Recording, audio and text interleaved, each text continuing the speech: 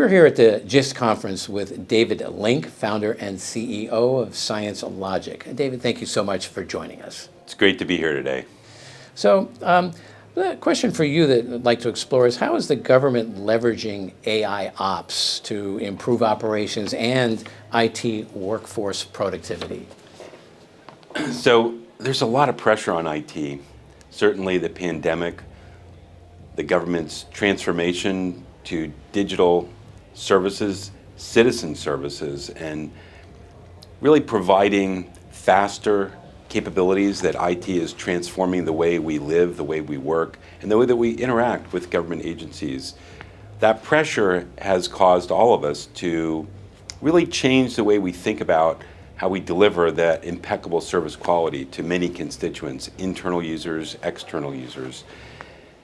And that pressure is really driven by an advance of public cloud, the transformation of applications that work natively in public cloud.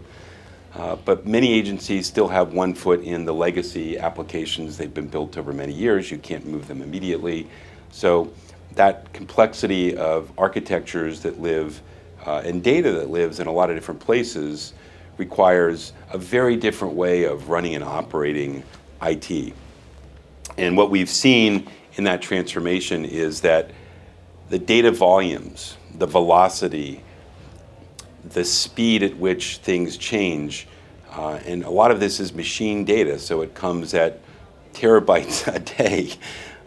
Too much for the human mind to process independently. So you need really innovative technologies that do the reasoning over these data sets, big data sets, to look for the patterns that provide proactive insights on how to stay ahead of service disruptions.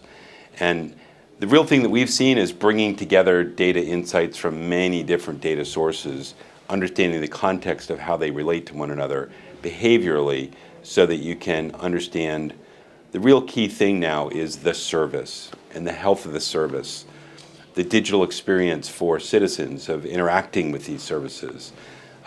So as IT tries to modernize, move to the cloud, refactor applications, then run, operate in these compound architectures, they're really starting to change the way they run and operate and use a new set of a next generational tooling to help them really,